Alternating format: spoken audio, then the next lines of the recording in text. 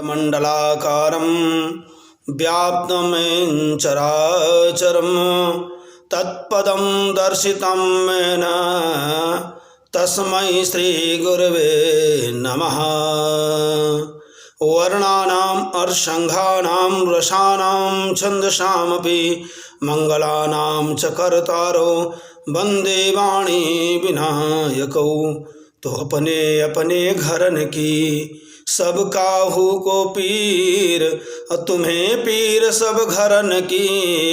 धन्य धन्य रघुवीर सियावर रामचंद्र की जय। उमापति महादेव की जय। पवन सुत हनुमान की जय। ब्रह्मो देवस्तथैवर्षः प्रजापतिस्तथा सुरः गंधर्वो राक्षसश्चैव पैशाचश्चाष्टमो धमः। विद्याध्ययन के बाद सनातन धर्म में अगला संस्कार विवाह संस्कार होता है, जो दाम्पत्य जीवन तथा इस संसार में चलने के लिए एक समुचित व्यवस्था समाज के द्वारा सनातन धर्मावलंबियों के द्वारा बनाई गई है, जिसमें विवाह संस्कार एक मुख्य संस्कार है, जो विद्याध्ययन के बाद ब्रह्मचारी को गृहस्थ जीवन में प्रवेश करने की मर्यादा के अनुसार गृहस्थ जीवन में जीने की एक संस्कार के माध्यम से एक विधान है, जिसके द्वारा हमारा जीवन अर्थ धर्म काम मोक्ष की प्राप्ति के लिए एक सच्चे और धार्मिक मार्ग पर चलते हुए हमारे जीवन के समस्त उद्देश्यों की पूर्ति करता है। मनुष्य जीवन में जो हमारे 16 संस्कार बताए गए हैं, जिसमें से इन संस्कारों की मुख्य धुरी, इन संस्कारों का जो 16 संस्कारों में से गृहस्थ धर्म का जो संस्कार है, गृहस्थ धर्म में रहने के लिए वह विवाह संस्कार बताया गया है। शास्त्रों में विवाह को 8 प्रकार से वर्णन किया गया है, जिसमें से मुख्य रूप से प्रथम के 4 विवाह ही सर्वमान्य माने गए हैं। बाकी एक समुचित व्यवस्था को बरकरार रखने के लिए उन अन्य विवाहों को खारिज किया गया है, जिसमें से पहला विवाह है ब्रह्म विवाह। ब्रह्मो देवस्तथैव अर्षः, पहला विवाह जो ब्रह्म विवाह के नाम से जाना जाता है, जिसमें पिता अपनी कन्या को सुसज्जित करके सुयोग्य वर को बुला करके कन्या का दान करता है, जो एक सर्वमान्य और एक परंपरागत विवाह पद्धति में आता है, जिससे हमारे जीवन को सबसे बड़ा आयाम प्राप्त होता है। दूसरा विवाह दैव विवाह कहा गया है, जिसमें ऋत्विक को वस्त्र आदि से सुसज्जित कन्या का दान किया जाता है।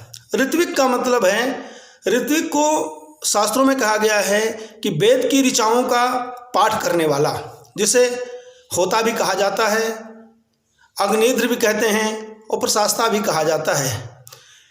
कहीं उसको ब्रह्मा का भी उपाधि दी जाती है, जो वेद ऋचाओं का पाठ करता है और यज्ञादि कर्मों में मुख्य रूप से यज्ञादि कर्मों को करता है। तीसरा विवाह आर्ष विवाह कहा गया है, जिसमें यज्ञादि कार्य के लिए वर से गौ का दान लेकर के कन्या दान करना, यज्ञादि कर्म करने के लिए। चौथा विवाह प्रजापत्य विवाह कहा गया है, जिसमें वर कन्या को गृहस्थ धर्म के पालन करने की आज्ञा दी जाती है। इन 4 मुख्य विवाहों को हमारी सनातन परंपरा शरांतर पद्धति मानती है। विवाह का उद्देश्य संतान उत्पत्ति के साथ पितरों का उद्धार करना तथा पुरुष और स्त्रीत्व का संयोग के द्वारा इस संसार में अपनी संतति का, अपनी जाति का और अपने धर्म का, अपनी परंपराओं का आगे उनका वृद्धि हो, इसलिए संस्कार का विशेष महत्व है। चौथे विवाह के बाद असुर विवाह का वर्णन आया है, जिसमें कन्या के कुटुंबियों को धन देकर के कन्याओं से जो विवाह किया जाता है उसे असुर विवाह कहते हैं। 6वें विवाह में गंधर्व विवाह, जो वर कन्या के परस्पर अनुराग और प्रेम से जो विवाह होता है उसे गंधर्व विवाह का नाम दिया गया है। सातवां विवाह राक्षस विवाह, जो कन्या को बलपूर्वक हरण करके जो विवाह कर लेता है उसे राक्षसी विवाह कहते हैं। पैशाच विवाह, कन्या के साथ बलात्कार, बलात्पूर्व जबरदस्ती उसके साथ संबंध जो बना करके विवाह करता है उसे पैशाचिक विवाह कहा जाता है। इस प्रकार से विवाह पद्धतियों में 8 विवाहों का वर्णन किया गया है, परंतु शास्त्र केवल ब्रह्म विवाह, देव विवाह, आर्ष विवाह और प्रजापत्य विवाह को ही मान्यता देता है, जिसमें मुख्य रूप से ब्रह्म विवाह ही सर्वमान्य और सबसे अच्छा माना गया है हमारे दाम्पत्य जीवन के लिए।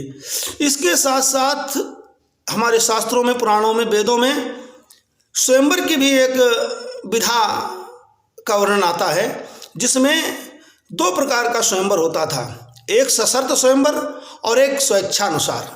जो सशर्त स्वयंवर होता था उसमें कोई शर्त रखी जाती थी, जैसे धनुष यज्ञ। श्री राम जी के विवाह में धनुष को माध्यम बनाया गया था। उस समय जो राजा महाराजा लोग या जो कन्या के पिता हैं वो अपनी कन्या के सुयोग वर को वर्ण करने के लिए एक ऐसी शर्त रखते थे जो कन्या के अनुकूल हो, उसी के साथ उसका जीवन अच्छा चल सकता है। आज के समय में भी यही जरूरी है कि जो कन्या के लिए योग्य वर हो वही उसके जीवन के साथ 7 जन्मों का रिश्ता हमारे शास्त्रों में कहा गया है कि ये पति पत्नी का जो रिश्ता है, जो वर कन्या का रिश्ता है, जो विवाह का रिश्ता है, 7 जन्मों का है।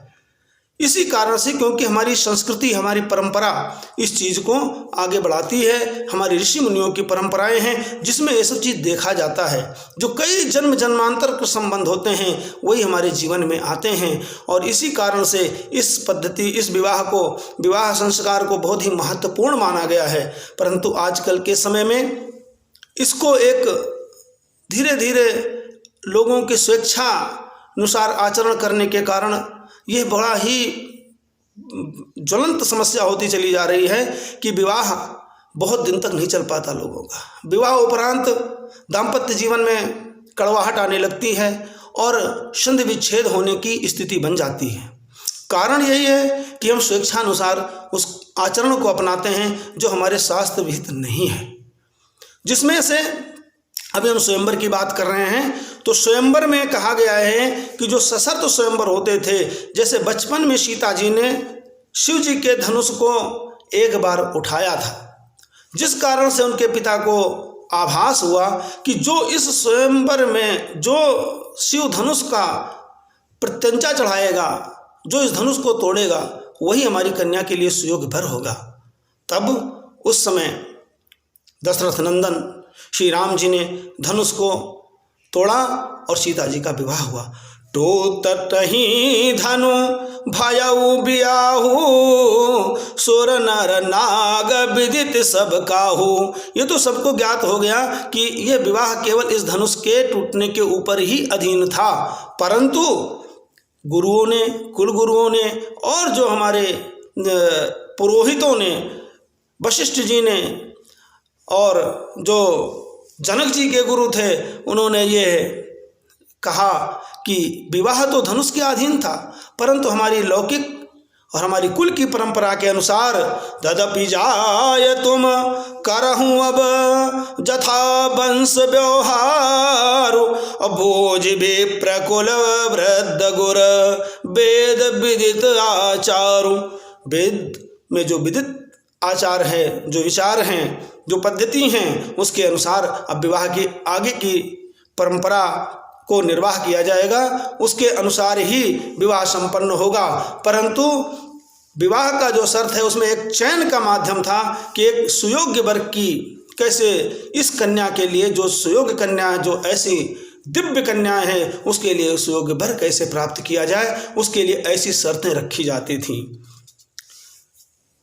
द्वापर युग में कौशल देश के राजा नग्नजित ने अपनी कन्या सत्या के लिए एक विधान रखा था उस समय कि जो 7 बैलों को एक साथ में नाथेगा, 7 बैल बड़े ही उद्दंड और बहुत ही बलशाली थे और एक दूसरे को एकदम शत्रु की तरह मारने के लिए आतुर हुआ करते थे। उन 7 बैलों को एक साथ श्री कृष्ण जी ने नाथ दिया था, तब सत्या का विवाह श्री कृष्ण जी के साथ हुआ।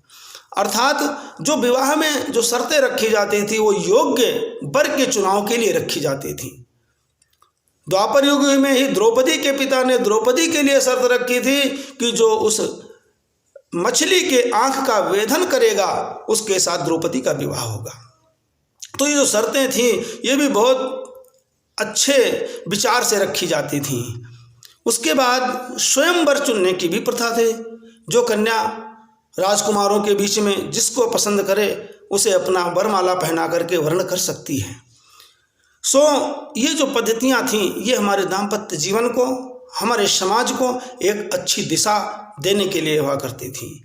परंतु आजकल के बदलते हुए परिवेश में हमें विचार करने की ज़रूरत है कि हमारी इन संस्कृतियों को समायोजित किया जाए। इन संस्कृति को, हमारी परंपराओं को बनाए रखने के लिए हमें अपने पुरानी जो विचारधाराएं हैं, जो वैदिक विचारधारा हैं, उनका अनुकरण करना चाहिए। पाश्चात्य संस्कृति में बहुविवाह की प्रथा चलती रहती है। जितनी दिन तक मर्जी हो एक विवाह करिए, फिर उसको तलाक दीजिए, दूसरा कर सकते हो। ये एक शास्त्र विदित नहीं है, लेकिन ये सरकारों ने, ये कानूनों ने मान्यता दे रखी है कि जब तक जो जिसके साथ रह सकता है तलाक ले सकता है, तलाक के बाद दूसरा विवाह कर सकता है।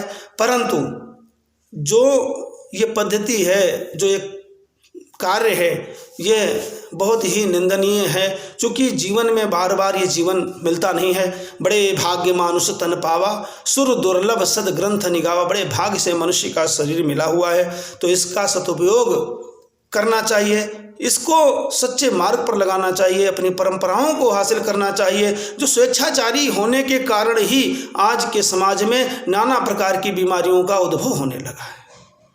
एड्स जैसी, HIV जैसी और सारे रोग, नाना प्रकार के रोग हैं जिनकी गिनती करना मुश्किल है। ये सब स्वेच्छाचारियों के कारण ही हो रहा है।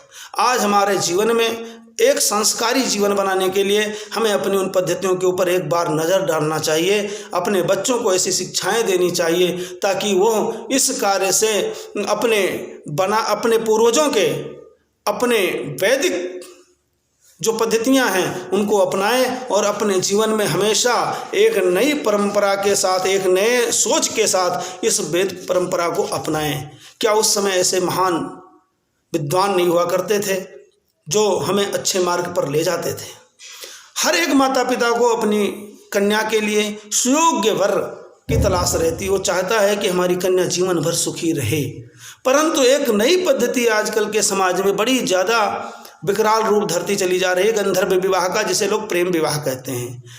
स्वामी करपात्री जी ने बहुत अच्छा इसके ऊपर कटाक्ष किया है कि प्रेम जो है ये मन का विषय है, ये हृदय का विषय, दिल का विषय है। जिस चीज़ हमको मन में पसंद आती है उसे हम अपनाने शुरू कर देते हैं, उसे हम प्रेम मान लेते हैं। परंतु इसके ऊपर थोड़ा विचार करने की ज़रूरत है। स्वामी जी ने कहा था, करपात्री जी ने, कि जो मन है ये चंद्रमा का रूप है, इसका संबंध चंद्रमा से है। जिस प्रकार से महीने में चंद्रमा की 16 कलाएँ होती हैं, उन 16 कलाओं में दिन प्रतिदिन वो बढ़ता और घटता है, उसी प्रकार से मन की भावनाएं भी दिन प्रतिदिन बढ़ती और घटती रहती हैं। किसी दिन आपको कोई अच्छा लग जाता है, उससे प्रेम हो जाता है, उसके कुछ दिन बाद उससे भी कोई चीज़ अच्छी लग जाती है तो उससे प्रेम हो जाता है, कुछ दिन बाद उससे भी अच्छी कोई लग जाती है, उससे भी प्रेम हो जाता है। तो ये एक जो प्रेम शब्द है, इसको केवल मन से न जोड़ा जाए। ये एक बहुत पवित्र शब्द है। ये जो इस प्रकार से जो लोग विवाह करते हैं ये ज़्यादा दिन तक अस्थाई नहीं रहता, क्योंकि उन्होंने अपने लेख में कहा है कि ये शरीर जो है ये पृथ्वी का तत्व, इसमें 5 तत्व है, क्षित जल पावक गगन समीरा, 5 तत्व यह रचित शरीरा। तो इन तत्वों का जो महत्व है, इन तत्वों में शरीर में मुख्य रूप से पृथ्वी तत्व अस्थायित्व का प्रतीक है। इसलिए जब विवाह पद्धति में हम लोग, जब शरीर का बंधन होता था तब मन का बंधन होता था, एक ऊर्जा उत्पन्न होती थी और उस प्रकार से हमारे जीवन में उस प्रेम का प्रादुर्भाव होता था, जिससे हमारा जीवन बहुत ही सुखमय, आनंदमय और जीवन में हमेशा उन्नति और प्रगति के मार्ग प्रशस्त होते थे। परंतु जब हम मन के भर चलते हैं, मन के भरोसे चलते हैं, मन के वशीभूत होकर के चलते हैं, तब हमें मन के द्वारा, क्योंकि मन की गति है अटपटी, चटपट लखे न कोय, जो मन को चटपट लखे झटपट दर्शन हो। परमात्मा का दर्शन के लिए मन की गति को कंट्रोल करना है। उसी प्रकार से अपने जीवन के मार्ग में आगे चलने के लिए मन के ऊपर अंकुश लगाना बहुत जरूरी है। क्योंकि अगर मन के पीछे हम भागते रहेंगे तो हमारी कभी भी मन की इच्छाएं पूरी नहीं होती। और खास करके यह अपने इस जीवन के जो मुख्य विषय है, इसके ऊपर जरूर विचारणीय है कि हमें मन के द्वारा किए हुए निर्णय के पीछे नहीं भागना है। अपनी बुद्धि, बल, विवेक और ज्ञान से उसको सोचना है, शास्त्र विदित सोचना है, अपने परिवार वंश के अनुकूल सोचना है। इसी कारण से हिमाचल राजा मैना मैया, जब उनके यहाँ पार्वती जी का जन्म होता है, आदिदेव अखिलेश्वर महादेव की जो जन्म जन्मांतर तक अर्धांगिनी थी, लेकिन इसका ज्ञान नहीं होता उनको। तब नारद जी उनको बताते हैं, कहा मोने बिहासी गूढ़ मृदुबानी, असुता तुम्हारी सकल गुण खानी, सुंदर सहज सुशील सयानी, नाम उमा अंबिका भवानी, सब लक्षण संपन्न कुमारी, होई हैं संतत पियहि प्रियारी, सदा अचल यही कर यही बाता, यही तेजस पई है पितु माता। इस प्रकार नारद जी कन्या के गुण बता रहे हैं और कहते हैं, वही है पूंज सकल जग माही, यही सेवत कछु दुर्लभ नाही। ये ज्योतिष में, ये शास्त्रों में है कि हम उनकी कुंडली देख करके जान जाते हैं कि उसके अंदर कौन से गुण हैं, कौन से अवगुण हैं, उसके जीवन में क्या होने वाला है। एक अच्छा ज्ञाता ही बता सकता है। नारद जी जैसा विद्वान पार्वती जी के लिए गुण बता रहे हैं राजा हिमांचल को। यही कर नाम सुमिर संसारा, त्रिय चढ़ी हैं पतिव्रत असी धारा। जिसका नाम लेकर के संसार की स्त्रियां पतिव्रत धर्म का पालन करेंगी, ऐसे गुण बताते हैं। शैल सुलक्षण सुता तुम्हारी, सुनहु जे अब गुण दुई चारी। नारद जी पार्वती जी के गुण और अवगुणों की व्याख्या करते हैं, उनके पति के गुण अवगुणों की व्याख्या करते हैं। कहते हैं सुलक्षण है, जितने एक संपन्नशाली तुम्हारी ये कन्या है, ऐसा इसके जीवन में ऐसा वर मिलेगा जो अचल हो यह कर अहिबाता, कभी भी मृत्यु को नहीं प्राप्त होगा इसका पति। यही से यश पई है पितु माता, माता पिता को बड़ा यश मिलेगा। अपने बच्चों से, अपने पुत्रियों से, अपने पुत्रों से पिता को और माता को जो यश प्राप्त होता है, वो यश संसार में और किसी भी उपलब्धि से नहीं प्राप्त होता। और इसके लिए आगे कहा है नारद जी ने, अगुण अमान मातु पितुहीना, उदासीन सब संशय छीना। इस प्रकार से कुछ उस वर में अवगुण भी बताते हैं। जोगी जटिल काम मन, नगन अमंगल वेश, अस स्वामी मिलहि परी हस्त असरेख। हस्तरेखा देख करके बताते हैं कि इसको ऐसा वर प्राप्त होगा। का मुनि सहिमवंत सुन, जो विधि लिखा लीलार, देवदनुज नर नाग मुनि, को न मेट निहार। ये नारद जी के वचन हैं जो ब्रह्मर्षि हैं। कहते हैं कि जो लीलार में लिख गया है उसे कोई भी मेटने वाला नहीं है। हम अपने कर्मों अनुसार उसमें परिवर्तन कर सकते हैं, उसको प्राप्त कर सकते हैं तप के द्वारा। और जो ये गुण हैं, ये जो अवगुण हैं, ये सब केवल एक ही व्यक्ति के अंदर हैं, एक ही पुरुष के अंदर हैं। नारद जी उपाय बताते हैं। जे जे बर के दोष बखाने, ते सब शिव पई मैं अनुमाने, जो विवाहु शंकर सन होई, दोषो गुण सम का सब कोई। जो इसका विवाह शंकर जी के साथ हो जाए तो जो दोष हैं ये भी गुण बन जाते हैं। कहा गया है कि समर्थ को नहीं दोष गोसाई, रवि पावक सुर सर की नाई। जो समर्थशाली है उसे कोई दोष नहीं लगता। इस कारण से इनको भगवान शिव की प्राप्ति कैसे होगी। एक भगीरथ जो है ये तप करना पड़ेगा, ऐसा प्रयास करना पड़ेगा जो तप के बल पर ही प्राप्त किया जा सकता है। क्योंकि भगवान शिव पति रूप में किस कन्या को मिलेंगे। ये तो एक बड़ा ही विलक्षण प्रश्न था, क्योंकि उस समय देवता लोग दर्शन दे जाते थे। आज भी तप में ऐसा बल है, आज भी तपस्या में ऐसा बल है, आज भी लोग व्रत करते हैं, पूजन करते हैं और उसका फल सार्थक होता है। जो तप करय कुमारी तुम्हारी, अभावी ही मेटी सकै त्रिपुरारी। जो ये आपकी कन्या तप करेगी तो विधि के विधान को भी भगवान शंकर बदल सकते हैं। इच्छित फल बिनु शिव अवराधे, चाहिए न कोटि जोग जप साधे। कितना भी आप करोड़ों जोग जप पूजा पाठ कर लीजिए, बिना भगवान शिव के इच्छित फल की प्राप्ति नहीं होती। इसलिए इच्छित फल प्राप्त करना है तो भगवान शिव की आराधना करें। जब ऐसा हिमालय राज को पता चला, मैना माता सुन रही थी, तो माता को बड़ा प्रेम रहता है पुत्री से। उन्होंने कहा एकांत में जाकर के अपने पति से कि कोई अच्छा खासा लड़का देख करके विवाह कर दिया जाए, और जो इस प्रकार के अनुरूप अवगुण जिस प्रकार के बताए हैं नारद जी ने, इस प्रकार से जो घर बरो कुल होय अनूपा, करिए विवाह सुता अनुरूपा। नत कन्या बर राम कुमारी, कंत उमा मम प्राण प्यारी। माता को सबसे प्रिय उसकी कन्या, उसकी पुत्री होती है। इसलिए माता मैना ने कहा इस प्रकार से कहाँ विवाह होगा और किस प्रकार, ना उनके घर द्वार कुछ नहीं है, किस प्रकार से हमारी बेटी जो महलों में पली है वहाँ कैसे रहेगी। बरु पावक प्रगटई ससीमाही। हिमंत सुनाते हैं, राजा हिमाचल अपनी पत्नी मैना को सुनाते हैं, शास्त्र की बात बताते हैं कि बरु पावक प्रगटई ससीमाही, नारद बचन अन्यथा नाही। नारद जी ने जो वचन कह दिया है ये कभी झूठा नहीं हो सकता।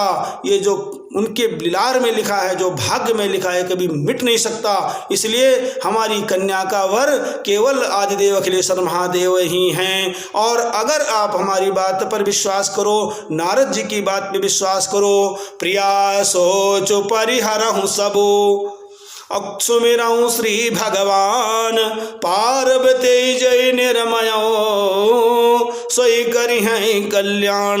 जिन्होंने इनका जन्म दिया है, इनको इस पृथ्वी पर लाया है, वही इसका कल्याण करेंगे।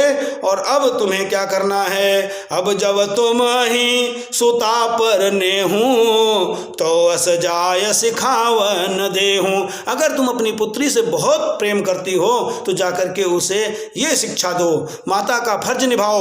क्या, जो करे सुत पूजहि मिलहि महेशु, आन उपाय न मिटहि कलेशु। इस दुख का कोई दूसरा उपाय नहीं है।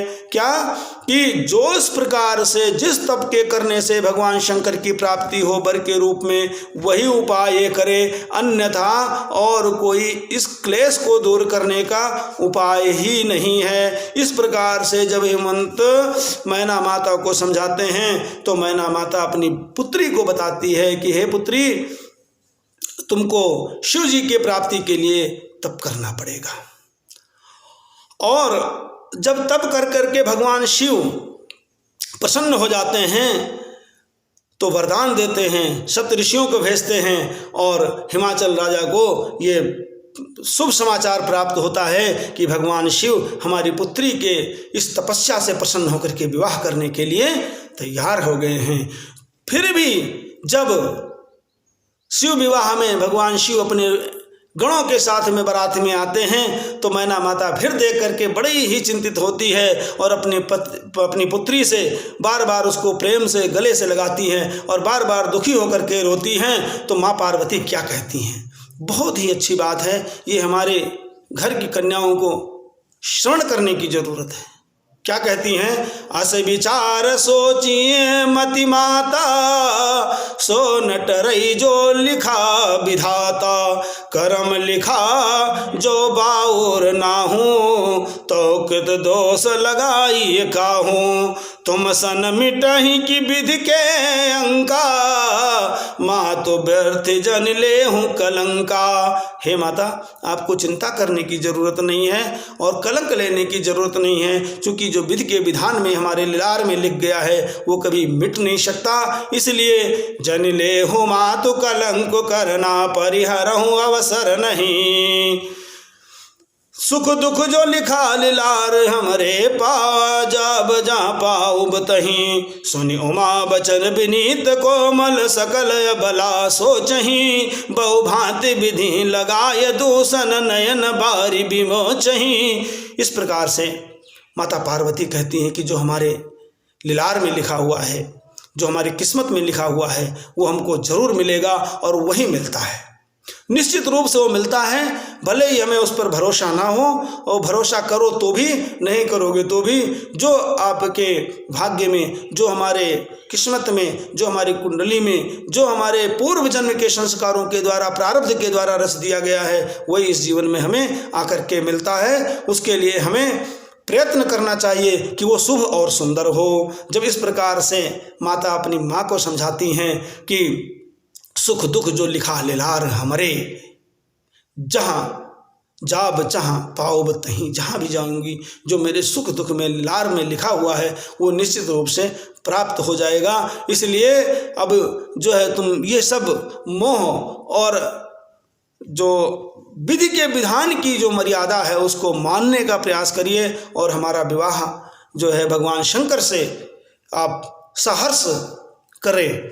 जब माता मैना ये सब सुनती हैं तो बड़ा मन को प्रसन्नता होती है और बड़े ही प्रेम के साथ भगवान शंकर के साथ उनका विवाह होता है। और देखिए हमारी क्या सनातन धर्म की परंपरा है कि जब बेटी का विवाह होता है तो माता क्या समझाती है अपनी बेटी को, किस प्रकार से पिता समझाते हैं बेटी को, किस प्रकार से हमारे संस्कारों के द्वारा, उस विवाह पद्धति में संस्कारों के द्वारा किस प्रकार से लक्षण, ऐसे ऐसे गुण, ऐसी ऐसी चीज़ें अपनी कन्या को लोग समझाते हैं, ताकि उसका अपने बच्चों को भी समझाते हैं, ताकि दाम्पत्य जीवन में हमेशा खुशी बनी रहे। दाइज दियो बहु भांति पुण्य कर जोरि में भूधर कहो, का देव पूरन काम शंकर चरण पंकज गहि रहो। शिव कृपा सागर ससुर कर संतोष सब भांति कियो, पुनि गए पद पाथो जमयना प्रेम परिपूरन यो। हेमंत राजा अपने दामाद भगवान शिव जी को हाथ जोड़ करके कहते हैं कि हे प्रभु, हमने जो आपको दिया है सब कुछ नहीं है, ये तो एक आपके लिए, आप स्वयं परिपूर्ण काम हैं, परिपूर्ण हैं, सब चीज़ में परिपूर्ण हैं। अर्थात दहेज के लिए यहाँ पर बहुत बड़ा विषय हमें देखने को मिलता है कि दहेज कितना भी दे दिया जाए, लेकिन जो वर है, जो कन्या रूपी जो धन है, उसके बराबर कोई धन नहीं है। कन्यादान के बराबर कोई दूसरा दान नहीं है। जो अपने हृदय के टुकड़ा को दान कर सकता है, उसके बराबर कोई भी धन दौलत उसकी तुलना नहीं की जा सकती। इसी प्रकार से नाथ उमा मम प्राण सम, राजा हिमांचल और मैना माता हाथ जोड़ करके प्रार्थना करती है भोलेनाथ से, नाथ उमा मम प्राण सम, ग्रह किंकरी करे हूँ, क्षम्यऊ सकल अपराध अब होई प्रसन्न बर दे हूँ।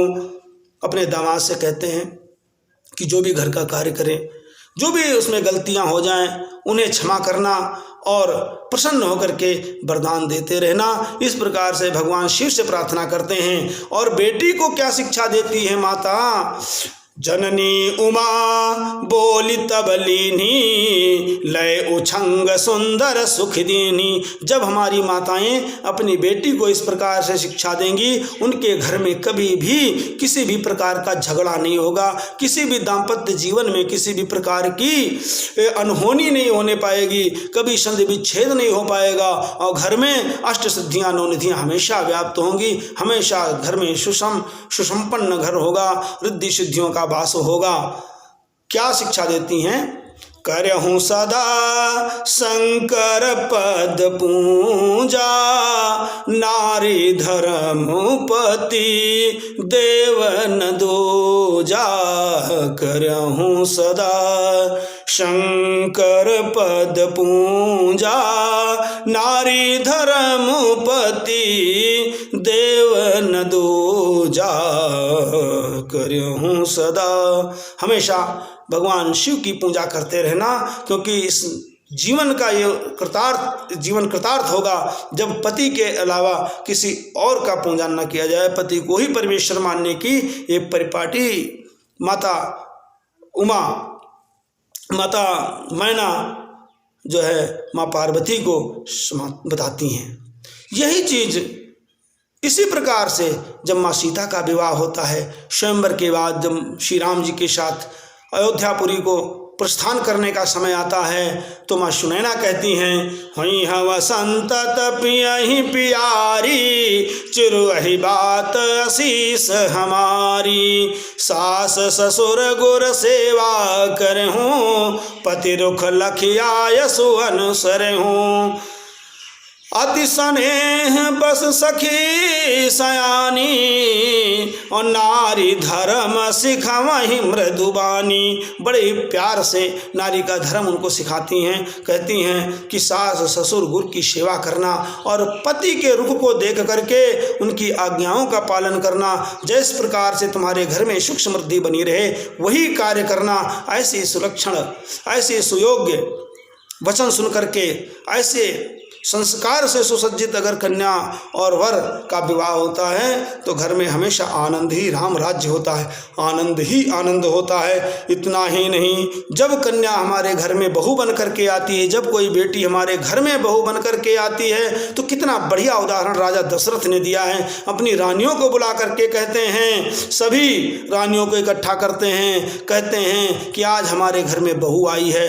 बहू नहीं आई है, ये हमारी बेटी ही है। बधू लरकिनी पर घर आई, राख्यहूँ नयन पलक की नाई।